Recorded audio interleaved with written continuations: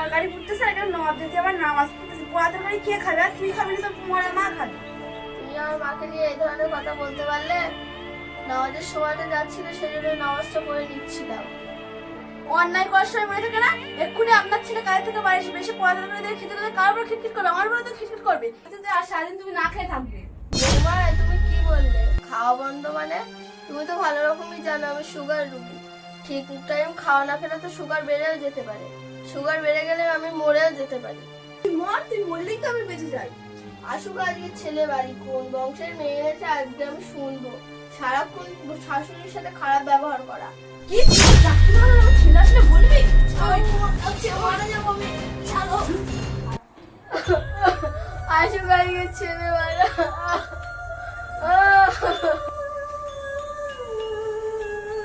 বাবা একটু দাঁড়া। হ্যাঁ মা, বলো কি হয়েছে? বাবা একটু বাইরে থেকে পিছনে দিতে পারবি? কেন মা হঠাৎ এরকম কথা বললে? জানিস বাবা, আমার গায়ে আজকে হাতও তুলেছে। কি ওর এত বড় সাহস তোমার গায়ে হাত তুলেছে? কি জন্য হাত তুলেছে গায়ে? কি বাবা, তরকারটা চড়িয়ে দিয়ে নামাজের সময় চলে যাচ্ছিল, তাই নামাজটা পড়তে গিয়েছিলাম।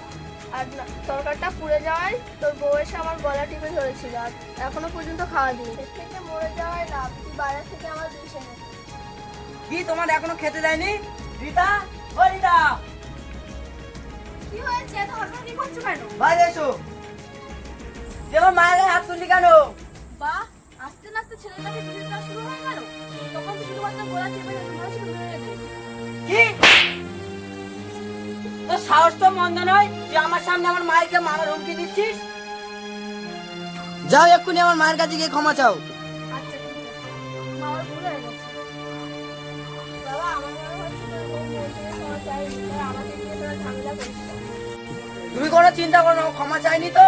ওকে কিভাবে ক্ষমা চাওয়াবে সেটা আমি ভালো রকমই জানি।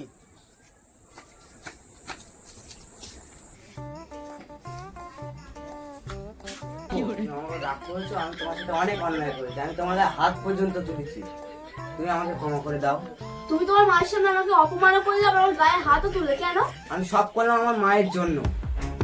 আরে শোনো না, আরে আমার বাবা সব সম্পত্তি আমার মায়ের নামে লিখে দিয়ে গেছে। এবার মায়ের সাথে যদি আমি রাগারাগি করি তাহলে সেই সম্পত্তিগুলো আমাদের ছাড় হয়ে যাবে। আরে বাহ, তোমার তো দেখতে পাচ্ছি হৃদয়ের থেকে বেশিই বলি। এই শোনো, এবার থেকে তুমি আমাকে বেশি বেশি করে শাসন করবে, তোমার মা বুঝতে না পারে তুমি আমাকে সত্যিই শাসন করবে। তাহলে তুমি আমার উপর রাগ করতে পারবে না। আরে তুমি কি যে বলো না, সম্পত্তির জন্য আমি একটু সহ্য করতেও পারবো না। তাহলে একটা কাজ করো, ওই বুড়ির কাছ থেকে যত তাড়াতাড়ি সম্ভব সম্পত্তিটা হাতিয়ে নাও। তারপরে দেখো আমি কি করবো। কি করবে তুমি? ওকে লাঠি মেরে বের করে দেবো। আরে না না, যত দেখ আমার মা তো, মা আমার ছেলে বলে একটা কর্তব্য আছে, তোর বাবা থেকে বৃদ্ধাশ্রমে দিয়ে আসবো। হ্যাঁ, তুমি যত তাড়াতাড়ি সম্ভব বৃদ্ধাশ্রমে দিয়ে আসো। আমি কিন্তু বেশি দিন নিজেকে সহ্য করতে পারবো না। আরে তুমি চিন্তা করো না, আমি আছি তো, দেখো না কি করি। রাজিবুল, রাজিবুল, রাজিবুল রে, রাজিবুল রে।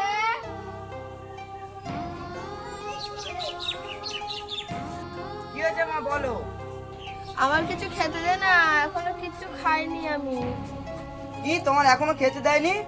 রীতা, রীতা বাইরে এসো। কি হয়েছে? এত চিৎকার করছো কেন? এখনো পর্যন্ত আমার মাকে খেতে দাওনি কেন? কিভাবে খাবার দেবো? কিন্তু খাবার তো রান্নাই হয়নি। তুমি কি জানো না আমার মায়ের সুগার? আমি তো জানি সুগারের রুগী, কিন্তু রান্না না হলে কিভাবে দেবো খেতে? থাক বাবা, অত রাগারাগি করতে হবে না। একটা কথা কান খাড়া করে শুনে রাখো, আমার মায়ের জন্য ঠিক সময় মতন খাবার দেবে, নাহলে তোমার খবর খারাপ হয়ে যাবে। আম্মা, এবার থেকে আর হবে না, ঠিক সময় মতো খাবার এনে তোমার সামনে হারিয়ে দেবো। থাক মা, ওইসব কথা নিয়ে আর চিন্তা করতে হবে না। তুমি তার ইচ্ছে করে না খাইয়ে রাখোনি আমায়। আম্মা, আমার খুব ভুল হয়ে গেছে। আমি প্রথমবার যে ভুলগুলো করেছি, দ্বিতীয়বার সেই ভুলগুলো হবে না। এখন থেকে আমি আপনার মায়ের চোখেই দেখবো। মাগো, তোমার কথা শুনে আমার মনটা ভরে গেল। আমি তো জানতাম তুমি কোনোদিনই ভালো হবে না, কিন্তু আমার ধারণা ভুল। আম্মা, আপনি যেহেতু ভুলটা আমি করেছি, ভুলের ওষুধটা আমাকেই দিতে হবে। সে যাই হোক, আমি আমার মায়ের কষ্ট দেখতে পারি না গো। আমি অন্য ছেলেদের মতন না গো, যে বইয়ের আঁচল ধরে বসে থাকবো ঘরে। সে যাই হোক, পৃথিবীতে আমার মা ছাড়া আমার আর কেউ নেই, সেই জন্য আমার মা আমার কাছে অনেক মূল্যবান। হ্যাঁ, আমি তো জানি, এই জন্য তোমার কাছে শ্রদ্ধা করি। বাবারে, তোর মতো সন্তান পেয়ে আমি ধন্য। এরকম সন্তান যেন প্রতিটা ঘরে ঘরে থাকে। হাই রে বুড়ি, একবার সম্পত্তিটা লিখে নিবি দিবি, তারপর বুঝবি আমি কেমন আর তোর ছেলে কেমন। বৌমা, তুমি কি মনে মনে কিছু ভাবছো? হ্যাঁ মা, ভাবছি আমার শাড়িটা পুরোনো মতো হয়ে গেছে, একটা নতুন শাড়ি কিনে নিতে হবে। মা ঘরে চলো, অনেকদিন তো একসাথে খাইনি, আজকে চলো একসাথে গিয়ে খাবো। চলো মা, ভাত বেড়ে দিচ্ছি।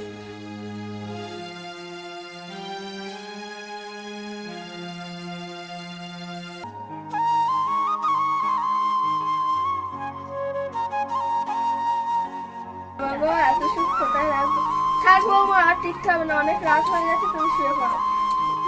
থাক না মা, বাধা কেন দিচ্ছ? এতদিন পরে তোমার পা টেপার সুযোগ পেয়েছি।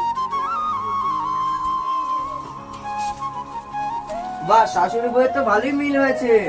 মা এখন শরীর কেমন আছে? হ্যাঁ বাপ, আগেকার থেকে একটু ভালো আছি। মা তুমি না কচুরি খেতে ভালোবাসো, কালকে সকালে তোমাকে নিয়ে বাজার থেকে কচুরি খেয়ে আসবো। আচ্ছা ঠিক আছে।